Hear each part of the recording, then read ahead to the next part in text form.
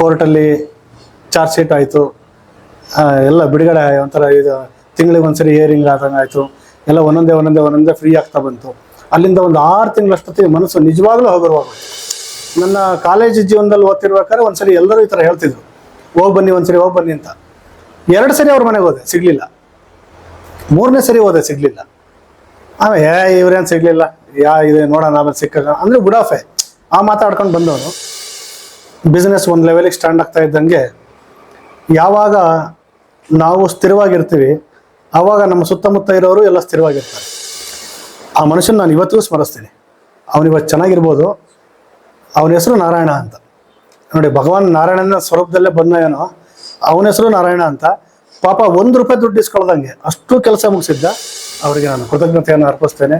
ಪ್ರತಿಯೊಬ್ಬರು ಹೇಳ್ತಾರೆ, ಅಲ್ಲಿಗೆ ಹೋದ್ರೆ ಏನು ಪವಾಡ ಆಗ್ಬಿಡ್ತಾ, ಅಲ್ಲಿ ನಿಂತ್ಕೊಂಡ್ರೆ ಏನು ಎದ್ದು ಬಂದ್ಬಿಡ್ತಾರ, ಅವ್ರೇನು ಸೃಷ್ಟಿ ಮಾಡ್ತಾರ.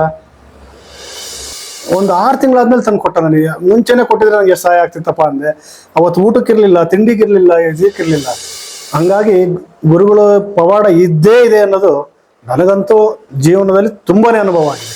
ಆದರೆ ನನಗೆ ಒಂದು ಏನಂದರೆ, ಆ ಗುರುಗಳು ಬಂದಾಗಿಂದ ನನಗೀಗ ಯಾವ ಸ್ನೇಹಿತರು ಇಲ್ದಲೇ ಇರಲಿ, ಯಾವ ಶಕ್ತಿ ಇಲ್ದಲೇ ಇರಲಿ, ಯಾವ ದುಡ್ಡು ಇಲ್ದಲೇ ಇರಲಿ, ನನಗೆ ಗುರು ಇದ್ದಾರೆ.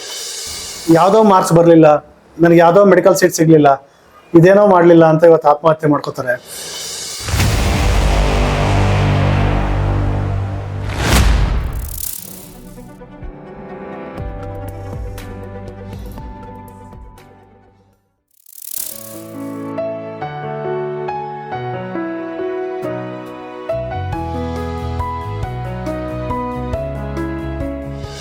ಹೋಗುತ್ತೆ, ಎಲ್ಲ ಸರಿಯಾಗತ್ತೆ. ನಿಂದು ಹೋಗು, ನಾನಿದ್ದೀನಿ, ನೀನು ಮತ್ತೇನು ಇಲ್ಲಿಗೆ ಬರಬೇಡ, ನನ್ನ ಸ್ಮರಿಸು ಸಾಕು, ನನ್ನ ಜ್ಞಾಪಕ ಮಾಡ್ಕೊಂಡು ಇಳಿದು ನೀನು ಅಂದ್ಬಿಟ್ಟು ಆಶೀರ್ವಾದ ಮಾಡ್ದಂಗಾಯ್ತು ನನಗೆ. ಆವಾಗ ಅವ್ರಿಗೆ ಕೇಳಿದೆ ಬಸ್ ಸ್ಟ್ಯಾಂಡಲ್ಲಿ ಬಂದು, ಸರ್ ಇಲ್ಲಿ ಇಷ್ಟ ತನಕ ಇದ್ರು, ಈಗ ಯಾರೋ ಶೃಂಗೇರಿಗೆ ಅವರು ಗುರುಗಳು ಕರೆದಿದ್ದಾರೆ ಅಂತೇಳಿ ಯಾರೋ ಕಾರಲ್ಲಿ ಬಂದು ಕರ್ಕೊಂಡು ಹೋದ್ರು, ಇಷ್ಟ ತನಕ ಇಲ್ಲೇ ಇದ್ರು ಅಂತ.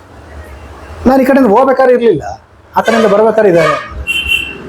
ತುಂಬ ಆಶ್ಚರ್ಯದ ಘಟನೆ. ಆಮೇಲೆ ನನಗೆ ಒಂಥರ ಕುತೂಹಲ, ಆಗ ಇದು ಅಂತ ಸರಿ ಅಂತ ಅಲ್ಲಿಂದ ಬಂದೆ. ಅದು ಗುರುಗಳು ಆಶೀರ್ವಾದನೋ ಏನೋ, ಅಲ್ಲಿಂದ ನನ್ನ ಎಲ್ಲ ಒಂದೊಂದೇ ಸಂಕಟದ ಕೊಂಡಿಗಳು ಕಳಚ್ಕೊತಾ ಹೋದು. ಕೋರ್ಟಲ್ಲಿ ಚಾರ್ಜ್ ಶೀಟ್ ಆಯಿತು, ಎಲ್ಲ ಬಿಡುಗಡೆ ಒಂಥರ ಇದು ತಿಂಗಳಿಗೆ ಒಂದ್ಸರಿ ಹಿಯರಿಂಗ್ ಆದಂಗೆ ಆಯಿತು. ಎಲ್ಲ ಒಂದೊಂದೇ ಫ್ರೀ ಆಗ್ತಾ ಬಂತು. ಅಲ್ಲಿಂದ ಒಂದು 6 ತಿಂಗಳಷ್ಟೊತ್ತಿಗೆ ಮನಸ್ಸು ನಿಜವಾಗ್ಲೂ ಹಗುರವಾಗೋಯ್ತು. ಅಂದರೆ ಕೇಸ್ ಮುಗಿಲಿಲ್ಲ, 9 ವರ್ಷ ನಡೀತು. ಆದರೆ ತುಂಬ ಹಗುರವಾಯಿತು, ಮನಸ್ಸಿಗೆ ತುಂಬ ಹಗುರವಾಯಿತು. ಬಿಸ್ನೆಸ್ಗೆ ಒಂದು ದಾರಿ ಆಯಿತು. ತೀರಿಸ್ತಾ ಒಂಥರ ದುಡಿಮೆ ಬರ್ತಾ ಅಟ್ಲೀಸ್ಟ್ ಈ ಡ್ರಿಪ್ಸ್ ಆಗ್ದಂಗೆ ಒಂದೊಂದೇ ಹನಿ ಬರ್ತಾ ಇತ್ತು. ಅಲ್ಲಿಂದ ಇಲ್ಲಿವರೆಗೆ ನನಗೆ ಮತ್ತೆ ಸಕ್ರೆಪಟ್ಟಣಕ್ಕೆ ಹೋಗಬೇಕು ಅಂತ ಅನಿಸಿತ್ತು, ಆದರೆ ಹೋಗೋಕ್ಕೆ ಆಗಲಿಲ್ಲ. ಅವ್ರು ಹೇಳಿದ್ರು, ನೀವು ಬರಬೇಡ, ಯಾವ ಕಾರಣಕ್ಕೂ ನಾನು ಸ್ಮರಿಸುವಷ್ಟೇ ನಾನಿದ್ದೀನಿ ಅಂತ ಅಷ್ಟೇ ಹೇಳಿದರು. ಅವತ್ತು ನನಗೆ ಗೊತ್ತಾಗಿದ್ದು, ಅವರು ಅಲ್ಲಿ ಇಲ್ದಲೇ ಇರಲಿ ಅಥವಾ ಅವ್ರ ವೇದಿಕೆ ಇರಲಿ, ಶಕ್ತಿ ಅಂತೂ ಖಂಡಿತ ಇದೆ.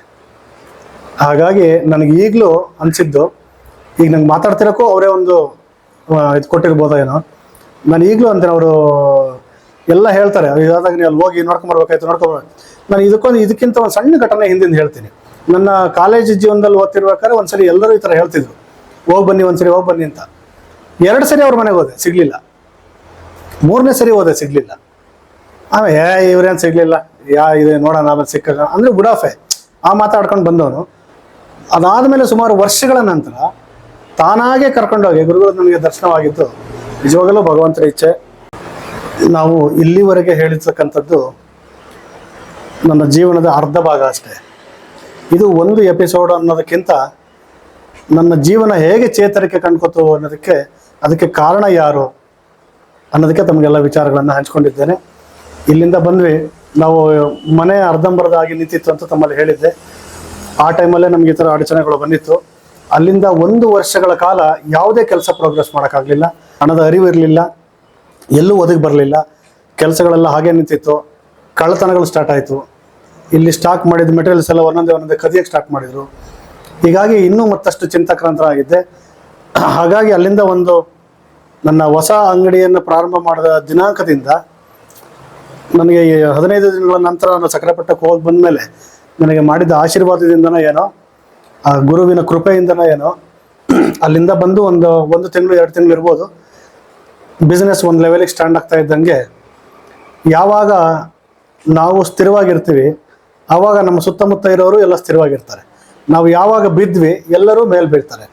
ಇದು ಎಂಥ ವಿಚಿತ್ರ ಅನ್ನೋ ಇದು ಬಂತು ಅಂದರೆ, ಅನುಭವ ಬಂತು ಅಂದರೆ ನನಗೆ, ಇದು ಆಗ್ತಿದ್ದಂಗೆ ಅಂಗಡಿ ಸೆಟಪ್ ಆಗ್ತಾ ಇದ್ದಂಗೆ ಮನೆಗೆ ಏನು ಮಾಡೋದಪ್ಪ, ಫಿನಿಶ್ ಮಾಡಿ ಬಾಡಿಗೆನೂ ಕೊಡೋಕ್ಕಾಗಲ್ಲ, ಇತ್ಲಾಗ ಮಾರಾಟ ಮಾಡೋಕ್ಕೂ ಆಗ್ತಾ ಇಲ್ಲ, ಅರ್ಧಂಬರ್ಧ ಸ್ಥಿತಿಲಿ ಇದೀನಲ್ಲಪ್ಪ ಗುರುಗಳೇ, ಏನಿದೆ ಇಂಥ ಸ್ಥಿತಿ, ಏನಾರು ಒಂದು ಪರಿಹಾರ ಕೊಡಿ ಅಂತ ಹಿಂಗೆ ಅಂದಾಗ, ನನ್ನ 2ನೇ ಫ್ಲೋರ್, ಅದು ಗ್ರೌಂಡ್ ಫ್ಲೋರ್ ಅಲ್ಲ, ಮೊದಲನೇ ಫ್ಲೋರ್ನಲ್ಲಿ RCCಗೆ ಸೆಂಟ್ರಿಂಗ್ ಆಗಿ ನಿಂತಿತ್ತು ನಮ್ಮ ಕೆಲಸ. ಅದಕ್ಕೆ ಕಬ್ಬಿಣ, ಸಿಮೆಂಟು ಎಲ್ಲ ಲಕ್ಷಾಂತರ ರೂಪಾಯಿ ಬೇಕಾಗಿತ್ತು. ಆಗ ಈ ಏನು ಮಾಡೋದು ಅಂತ ಯೋಚನೆ ಮಾಡ್ತಾ ಇದ್ದಾಗ ನನ್ನ ಮಿತ್ರರೊಬ್ಬರು ನನಗೇ ಗೊತ್ತಿಲ್ಲದಂಗೆ RD ಮಾಡಿಸಿದ್ರು.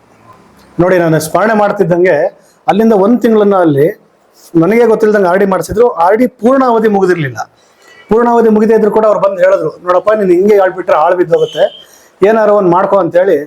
ನಾನು RDನ ಕಟ್ಟಿದ್ದೀನಿ ಅಂತ ನನಗೆ ಗೊತ್ತೂ ಇರಲಿಲ್ಲ. ಆ ಕಾಲದಲ್ಲಿ ನನಗೆ 49,000 ರೂಪಾಯಿ ನಾನು ಕಟ್ಟಿದ್ದ ದುಡ್ಡಿಗೆ ಅವತ್ತಿನ ಬಡ್ಡಿ ಇಲ್ದಲ್ಲೇ 49,000 ರೂಪಾಯಿ ಡ್ರಾ ಮಾಡಿ ಫಸ್ಟ್ ಫಿನಿಶ್ ಮಾಡ್ಕೊ, ನೀನು ಆಮೇಲೆ ಚೆನ್ನಾಗಾದ್ಮೇಲೆ RD ಕಟ್ಟುವಂತೆ ಅಂತ ನಮ್ಮ ಭಾಗ್ಯ ಆಂಟಿ ಪಾಪ ನನಗೆ ಅವತ್ತು 40,000 ಚಿಲ್ಲರೆ 49,000 ಚಿಲ್ಲರೆ ತಂದುಕೊಟ್ರು. ಆ ತಂದುಕೊಟ್ಟಿದ್ದು ಅವರ ಗುರುಗಳ ಆಶೀರ್ವಾದನೋ ಏನೋ. ಸಿಮೆಂಟ್ ಅಂಗಡಿಯವ್ರಿಗೆ ಹೋಗಿ ಸಾಲ ಕೇಳಿದೆ, ಇದು ಕಬ್ಬಣಕ್ಕಾಗತ್ತೆ, ಕೂಲಿಗಾಗತ್ತೆ, ಸಿಮೆಂಟಿಂಗ್ ಸಾಲ ಕೊಡ್ತಾರೆ, ಈ ಥರ ನಿಂತಿದೆ, ಹಾಕ್ತೀವಿ, ಎಷ್ಟು ಚೀಲ ಬೇಕಾಗುತ್ತೆ, ಒಂದು 200 ಚೀಲ 300 ಚೀಲ, ಆಯ್ತು ಕೊಡ್ತೀವಿ ಹೋಗಿ ಅಂದು. ಅಲ್ಲಿವರೆಗೆ 100 ರೂಪಾಯಿ ನಿಲ್ಲದೆ ಇದ್ದವರು 250 ಚೀಲ ಸಿಮೆಂಟ್ನ ಕೊಡ್ತೀನಿ, ಒಂದು 2 ತಿಂಗಳು ಬಿಟ್ಟು ಕೊಡಿ ಪರವಾಗಿಲ್ಲ ಅಂತ ಹೇಳಿದ್ರು. ಅಲ್ಲಿಂದ ಬಂದು ಸೆಕೆಂಡ್ ಫ್ಲೋರ್ RCC ಹಾಕಿಸ್ವಿ. ಅಲ್ಲಿಂದ ಒಂದು 6 ತಿಂಗಳು ಅವಧಿನಲ್ಲಿ ನನ್ನ ಮನೆ ಕಂಪ್ಲೀಟ್ ಆಯಿತು. ಫಿನಿಶಿಗೆ ಹೆಂಗೆ ಮಾಡೋದು ಅಂತ ಯೋಚನೆ ಮಾಡ್ತಾ ಇದ್ದಾಗ ಗುರುಗಳು ತಾನಾಗೆ ಎಲೆಕ್ಟ್ರಿಷಿಯನ್ ಅನ್ನು ಕಳಿಸಿದ್ರು. ಅವನು ಬಂದು ಕೆಲಸ ಎಲ್ಲ ಮುಗಿದು ಮೆಟೀರಿಯಲ್ಸ್ ಒಂದು ನೀವು ಬೆಂಗಳೂರಲ್ಲಿ ತಂದುಕೊಡಿ ಸರ್, ನನ್ನ ದುಡ್ಡು ನೀವು 6 ತಿಂಗಳು ಬಿಟ್ಟು ಕೊಡಿ ಅಂತ. ಆ ಮನುಷ್ಯನ ನಾನು ಇವತ್ತಿಗೂ ಸ್ಮರಿಸ್ತೀನಿ. ಅವನಿವತ್ತು ಚೆನ್ನಾಗಿರ್ಬೋದು. ಅವನ ಹೆಸರು ನಾರಾಯಣ ಅಂತ. ನೋಡಿ, ಭಗವಾನ್ ನಾರಾಯಣನ ಸ್ವರೂಪದಲ್ಲೇ ಬಂದ ಏನೋ, ಅವನ ಹೆಸರು ನಾರಾಯಣ ಅಂತ.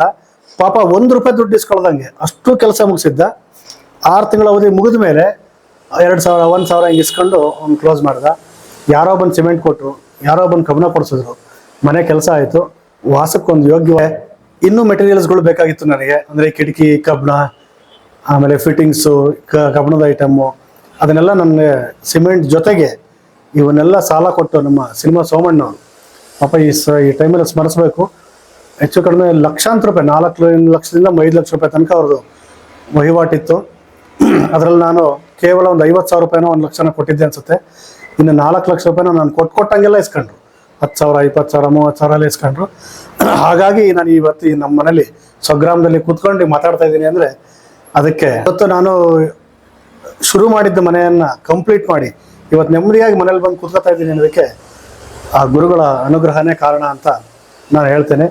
ಹಾಗೂ ಈ ಅನುಭವಗಳಿಗೆ ಹೇಳ್ತಾ ಹೋದರೆ ನಾವು ಇನ್ನೂ ದೊಡ್ಡ ಎಪಿಸೋಡೇ ಮಾಡಬೇಕಾಗುತ್ತೆ. ಸಾಕಷ್ಟು ಅನುಭವಗಳು ನನಗಾಗಿದೆ. ನಾನು ಯಾವಾಗಲೂ ಕಷ್ಟ ಬಂದಾಗ ಒಂದೇ ಸರಿ ಸ್ಮರಣೆ ಮಾಡ್ಕೊಳ್ಳೋದು, ಗುರುವೇ ಕಾಪಾಡಪ್ಪ ನನ್ನ ಅಂತ. ಹಾಗೂ ಮಾಮೂಲಿ ನನ್ನ ಮನೆ ದೇವರು ರಂಗನಾಥ ಕಾಪಾಡು ಅಂತ ಕೇಳ್ತೀವಿ. ಆ ಗುರುಗಳ ಮುಖಾಂತರ ನನಗೆ ಆಶೀರ್ವಾದ ಮಾಡಿ ಪ್ರತಿ ಹಂತದಲ್ಲೂ ಇಲ್ಲಿವರೆಗೆ ನಡೆಸ್ಕೊಂಡು ಬಂದಿದ್ದಾರೆ. ಅವರಿಗೆ ನಾನು ಕೃತಜ್ಞತೆಯನ್ನು ಅರ್ಪಿಸ್ತೇನೆ. ಪ್ರತಿಯೊಬ್ಬರು ಹೇಳ್ತಾರೆ, ಅಲ್ಲಿಗೆ ಹೋದ್ರೆ ಏನು ಪವಾಡ ಆಗ್ಬಿಡ್ತಾ, ಅಲ್ಲಿ ನಿಂತ್ಕೊಂಡ್ರೆ ಏನು ಎದ್ದು ಬಂದ್ಬಿಡ್ತಾರ, ಅವ್ರೇನು ಸೃಷ್ಟಿ ಮಾಡ್ತಾರ. ಅದಕ್ಕೊಂದು ಇಂಗ್ಲೀಷಲ್ಲಿ ಗಾದೆ ಇದೆ, ಹೆಂಗೆ ಅಂದರೆ, ಈ there is A super natural power beyond our limits. ಅಂದರೆ ನಮಗೆಲ್ಲ ಮೀರಿದ ಶಕ್ತಿ ಯಾವುದೋ ಒಂದಿದೆ, ಅದು ನಮಗೆ ಆ ಕರೆಕ್ಟ್ ಸಮಯದಲ್ಲಿ ಬಂದು ಸಹಾಯ ಮಾಡುತ್ತೆ. ಅದಕ್ಕೆ ಏನಿರಬೇಕು ಅಂದರೆ, ನಾವು ಸ್ವಲ್ಪ ಧರ್ಮ, ನನಗೆ ಗೊತ್ತೇ ಇಲ್ಲ ನಾನು RD ಮಾಡಿಸಿದ್ದೆ ಅಂತ, ಅವರು 7 ಬಂದು ಕೊಟ್ಟರು. ನಾನು ಯಾರಿಗೋ ಇನ್ನೊಬ್ಬರು ಸ್ನೇಹಿತರಿಗೆ ಮಾಡಿದ ಸಹಾಯ, ಅವನು ಸರಿಯಾದ ಟೈಮಲ್ಲಿ ಬಂದು ನನಗೆ ವಾಪಸ್ ಕೊಟ್ಟ 40,000 ರೂಪಾಯಿ. ನನಗೆ ಅವ್ನಿಗೆ ದುಡ್ಡು ಕೊಟ್ಟಿದ್ದೆ ಅಂತಲೂ ಜ್ಞಾಪಕ ಇರಲಿಲ್ಲ. ಆ ಗುರುಗಳ ಆಶೀರ್ವಾದದಿಂದ ನನಗೆ ಕೊಟ್ಟ ಏನೋ ಗೊತ್ತಿಲ್ಲ. ಒಂದು 6 ತಿಂಗಳಾದ್ಮೇಲೆ ತಂದು ಕೊಟ್ಟ. ನನಗೆ ಮುಂಚೆನೇ ಕೊಟ್ಟಿದ್ರೆ ನನಗೆ ಸಹಾಯ ಆಗ್ತಿತ್ತಪ್ಪ ಅಂದೆ. ಅವತ್ತು ಊಟಕ್ಕಿರಲಿಲ್ಲ, ತಿಂಡಿಗಿರಲಿಲ್ಲ, ಇದಕ್ಕಿರಲಿಲ್ಲ. ಆ ಟೈಮಲ್ಲಿ ಬರಲಿಲ್ಲ. ಆಶೀರ್ವಾದ ಬರ್ತಾ ಇದ್ದಂಗೆ ಊಟಕ್ಕೆ ದಾರಿ ಆಯಿತು, ಅಂಗಡಿ ಬಂತು, ವಾಪಸ್ ಆಯಿತು. ಅವ್ರು ಹೇಳ್ದಂಗೆ ಕೋರ್ಟಲ್ಲಿ ಕೂಡ ಒಂದೊಂದ್ಸರಿ ಡೇಟ್ ಕೊಡೋ ಅಂಥದ್ದು ಮುಂದಕ್ಕೆ ಹೋಗುತ್ತೆ. ಇವತ್ತು 15 ದಿವಸ ಬಿಟ್ಟು ಕೊಟ್ಟಿರ್ತಾರೆ, 1 ತಿಂಗಳು ಬಿಟ್ಟು ಕೊಡ್ತಾರೆ. ಆದರೆ ಗುರುಗಳು ಕೊಟ್ಟಿದ್ದ ಡೇಟ್ ಮಾತ್ರ ನಿಜಕ್ಕೂ ನಾನು ಇವತ್ತು ಸ್ಮರಿಸ್ತೀನಿ. ಯಾಕೆಂದರೆ 10 ವರ್ಷಗಳ ಕಾಲ ನೀನು ಒದ್ದಾಡ್ಬೇಕಣೆ ಅಂತ ಅವ್ರು ಸ್ಪಷ್ಟವಾಗಿ ಹೇಳಿದರು. ಅಲ್ಲಿಂದ 10 ವರ್ಷಗಳ ಕಾಲ ಕರೆಕ್ಟಾಗಿ ಮುಗೀತು. ನನ್ನ ಕೋರ್ಟ್ ಕೇಸಲ್ಲಿ ನಾನು ಎಲ್ಲ ನಿರ್ಮೂಲವಾಗಿ ಸುಖವಾದ ಜೀವನ ಮಾಡ್ತಾ ಇದ್ದೀನಿ ಅಂದರೆ ಅದಕ್ಕೆ ಗುರುಗಳೇ ಕಾರಣ. ಈ ಥರ ಸನ್ನಿವೇಶಗಳು ನನ್ನನ್ನು ತುಂಬ ಇನ್ಸ್ಪೈರ್ ಮಾಡಿದೆ. ನನ್ನ ಕುಟುಂಬದ ಸದಸ್ಯರು ಕೂಡ ನನ್ನ ಕಷ್ಟ ಕಾಲದಲ್ಲಿ ಸಹಾಯ ಮಾಡಿದ್ದಾರೆ. ಆದರೆ ಯಾರು ನನ್ನ ಎತ್ತಲಿಕ್ಕೆ ಸಹಾಯ ಆಗ್ತಿಲ್ಲ. ಅಂದರೆ ನನ್ನ ಎತ್ತಕ್ಕೆ ತಗೊಂಡು ಹೋಗೋಕೆ ಎಲ್ಲ ಬೆಳೆಸಿ ಮಾಡೋಕ್ಕಾಗಲ್ಲ. ಅದಕ್ಕೋಸ್ಕರ ಗುರುಶಕ್ತಿ ಬೇಕೇ ಬೇಕು. ಹಂಗಾಗಿ ಗುರುಗಳು ಪವಾಡ ಇದ್ದೇ ಇದೆ ಅನ್ನೋದು ನನಗಂತೂ ಜೀವನದಲ್ಲಿ ತುಂಬಾ ಅನುಭವ ಆಗಿದೆ. ಎಂತೆಂಥ ಟೈಮಲ್ಲಿ ನನಗಾಗಿದೆ ಅಂದರೆ, ನಾನು ಒಂದ್ಸರಿ ಕೂತ್ಕೊಂಡು ಯೋಚನೆ ಮಾಡ್ತಾ ಇದ್ದೆ, 10 ವರ್ಷಗಳ ಕಾಲ ಹೆಂಗೆ ಹೇಳಿದ್ರು ಇವರು ಎಕ್ಸಾಕ್ಟ್ ಅಂತ. ಭವಿಷ್ಯ ಹೆಂಗೆ ಗೊತ್ತು ಇವರಿಗೆ, ಇಷ್ಟೇ ದಿವಸ ನಡೆಯುತ್ತೆ ಕೇಸು, ಇಷ್ಟೇ ವರ್ಷ ಆಗುತ್ತೆ, ಹಿಂಗೆ ಮುಗಿಯುತ್ತೆ ಅಂತ. ನಿಜವಾಗ್ಲೂ ನಾವು ಅಂತೀವಿ, ನಾವು ನಾಸ್ತಿಕರು, ಸಾಹಿತಿಗಳು ಏನು ಬೇಕಾದ್ರೆ ಬರಿತೀವಿ, ಏನು ಬೇಕಾದ್ರೆ ಅನ್ಕೋತೀವಿ, ಏನು ಬೇಕಾದ್ರೆ ಆಗತ್ತೆ. ಇದೆ ಪವಾಡ ಖಂಡಿತ ಇದೆ. ಯಾರು ಸ್ಮರಣೆ ಮಾಡ್ತಾರೆ ಅವ್ರಿಗೆಲ್ಲರಿಗೂ ಶಕ್ತಿ ಇದ್ದೇ ಸಿಗುತ್ತೆ, ಮುಕ್ತಿ ಸಿಗುತ್ತೆ. ಆದರೆ ಭಕ್ತಿ ಇರಲಿ. ಸುಮ್ಮನೆ ಅಸಡ್ಡೆ ಬೇಡ. ಯಾರೊಬ್ಬರು ಇನ್ನೊಬ್ರು ಸ್ನೇಹಿತರು ಕೂಡ ಆ ಟೈಮಲ್ಲಿ ನನಗೆ ಹೇಳಿದ್ರು, ಹಿಂಗೆ ಹೋಗಿ ಬಂದೆ ಕಣ್ರಿ, ಹಿಂಗೆ ಆಯ್ತು, ಹಿಂಗೆ ಅಂದ್ರೆ ಅವ್ರು ಯಾರೊಬ್ರು ಇಲ್ಲಿ ಕೂತಿರ್ತಾರಂತೆ, ಇವರಂತೆ ಹಂಗಂತೆ ಹಿಂಗಂತೆ ಅಂತ ಸ್ವಲ್ಪ ಅಸಡ್ಡೆಯಾಗಿ ಮಾತಾಡಿದ್ರು. ಇರ್ಲಿ ಬಿಡಿ, ಅದು ಅವರವರ ಭಾವಕ್ಕೆ, ಅವ್ರಿಗೆ ಹೆಂಗೆ ಅನ್ಸಿರುತ್ತೋ ಹಂಗೆ. ಬಟ್ ನನಗಂತೂ ಜೀವನಾನುಭವ ಆಗಿದೆ, ತುಂಬಾನೇ ಸಂತೋಷ ಆಗಿದೆ ಇವತ್ತಿಗೂ ನಾನು. ಆದರೆ ನನಗೆ ಒಂದು ಏನಂದರೆ, ಆ ಗುರುಗಳು ಬಂದಾಗಿಂದ ನನಗೀಗ ಯಾವ ಸ್ನೇಹಿತರು ಇಲ್ದಲೇ ಇರಲಿ, ಯಾವ ಶಕ್ತಿ ಇಲ್ದಲೇ ಇರಲಿ, ಯಾವ ದುಡ್ಡು ಇಲ್ದಲೇ ಇರಲಿ, ನನಗೆ ಗುರು ಇದ್ದಾರೆ. ಯಾಕೆಂದರೆ ನನಗೆ ಗುರಿ ಇದೆ, ಗುರು ಇದ್ದಾರೆ. ನನ್ನ ಗುರಿ ಸಾಗಿಸ್ತಾ ಇದ್ದಾರೆ. ನಾನು ಎಲ್ಲ ಮುಳುಗೋಗಿದ್ದೆ, ಝೀರೋ ಆಗ್ಬಿಟ್ಟಿದ್ದೀನಿ, ಇವತ್ತು ಹೀರೋ ಆಗಿದ್ದೀನಿ. ಅದಕ್ಕೆ ಕಾರಣ ಗುರುಗಳೇ ಕಾರಣ. ಅದಲ್ದಲೇ ನನಗೆ ಈ ವೃತ್ತಿಪರ ಕೆಲಸ ಅಷ್ಟೇ ಅಲ್ಲದೆ ಪ್ರವೃತ್ತಿಯಲ್ಲಿ ನಾನೀಗ ಇತ್ತೀಚೆಗೆ ಒಂದು 7-8 ವರ್ಷದಿಂದ ತೊಡಗಿಸ್ಕೊಂಡಿದ್ದೀನಿ. ಅದು ಕೂಡ ನನಗೆ ಒಳ್ಳೆ ಹೆಸರುವಾಸಿ ಕೊಟ್ಟಿದೆ. ಕಾರ್ಯಕ್ರಮಕ್ಕೆ ಹೋಗೋಕೆ ಮುಂಚೆ ನಾನು ಹೇಳ್ತಿರ್ತೀನಿ, ನಾನೊಬ್ಬ ಸ್ಟ್ಯಾಂಡಪ್ ಕಾಮಿಡಿಯನ್ನು, ಚುಟುಕು ಕವಿ ಹಾಗೂ ಮಿಮಿಕ್ರಿ ಆರ್ಟಿಸ್ಟು. ಇದನ್ನೆಲ್ಲ ಮಾಡ್ಬೇಕಾದ್ರೆ ಗುರುಗಳೇ ಕಾಪಾಡಿ ಅಂತಾರೆ. ಯಾಕೆಂದರೆ ಒಂದೊಂದು ಪ್ರೋಗ್ರಾಮಲ್ಲಿ ಒಂದೊಂದು ಥರದ ಜನ ಇರಲ್ಲ, ಏನೇನೋ ಪ್ರಶ್ನೆ ಕೇಳ್ತಾರೆ, ಲೇವಡಿ ಮಾಡ್ತಾರೆ, ಆಡ್ಕೋತಾರೆ. ಈ ಥರ ಎಲ್ಲ ಸನ್ನಿವೇಶಗಳನ್ನು ನಾನು ಫೇಸ್ ಮಾಡಿದ್ದೀನಿ. ಆದರೆ ಅವನ್ನೆಲ್ಲವನ್ನು ಗುರುಗಳೇ ಕಾಪಾಡಿ ಅಂತ ತಕ್ಷಣ ನಾನು ಶುರು ಮಾಡಿದ ತಕ್ಷಣ ಇವತ್ತಿನವರೆಗೆ ನನಗೆ ಯಾವುದೇ ಅಡಚಣೆ ಆಗಿಲ್ಲ. ಕಾರ್ಯಕ್ರಮಗಳು ಅದ್ಭುತವಾಗಿ ಬರ್ತಾ ಇದೆ. ಹಾಗಾಗಿ ನನಗೆ ಖ್ಯಾತಿನೂ ಸಿಕ್ಕಿದೆ, ಪ್ರಖ್ಯಾತಿನೂ ಸಿಕ್ಕಿದೆ. ಹಾಗಾಗಿ ನನಗೆ ನನ್ನ ಹಿಂದೆ ಗುರುಗಳು ಇರೋ ತನಕ ನನ್ನ ಗುರಿ ಚೆನ್ನಾಗೇ ಇರುತ್ತೆ. ಏನಪ್ಪಾ ಇಷ್ಟೆಲ್ಲ ಕಷ್ಟಗಳನ್ನು ಹೇಳ್ಕೊಂಬಿಟ್ಟ, ಅವ್ನ ಜೀವನದ ಹೇಳ್ಕೊಂಬಿಟ್ಟ ಅಂತ ಇದ್ದೀರಾ? ಅಲ್ಲ, ಇದು ನನಗೆ ಪವಾಡ ಹೇಳಬೇಕು ಅಂತ ಹೇಳ್ತಾ ಇದ್ದೀನಿ ನಿಮಗೆ. ಸ್ನೇಹಿತರೆ, ಈ ಮನುಷ್ಯ ಯಾವುದೋ ಸಣ್ಣ ವಿಚಾರಕ್ಕೆ ಆತ್ಮಹತ್ಯೆ ಮಾಡ್ಕೋತಾನೆ. ಯಾವುದೋ ಮಾರ್ಕ್ಸ್ ಬರಲಿಲ್ಲ, ನನಗೆ ಯಾವುದೋ ಮೆಡಿಕಲ್ ಸೀಟ್ ಸಿಗಲಿಲ್ಲ, ಇದೇನೋ ಮಾಡಲಿಲ್ಲ ಅಂತ ಇವತ್ತು ಆತ್ಮಹತ್ಯೆ ಮಾಡ್ಕೋತಾರೆ. ಸಾಧನೆ ಮಾಡಲಿಕ್ಕೆ ಬೇಕಾದಷ್ಟು ಅವಕಾಶಗಳಿದೆ, ಬೇಕಾದಷ್ಟು ಸಂದರ್ಭಗಳಿದೆ. ಅವೆಲ್ಲವಕ್ಕಿಂತ ಹೆಚ್ಚಾಗಿ ನನಗೆ ಬಂದಂಥ ಕಷ್ಟಗಳು ಬಂದಿರುತ್ತಲ್ಲ, ಆ ಕಷ್ಟಗಳೇ ನಮ್ಮನ್ನು ಮನುಷ್ಯನ ಮಾಡೋದು.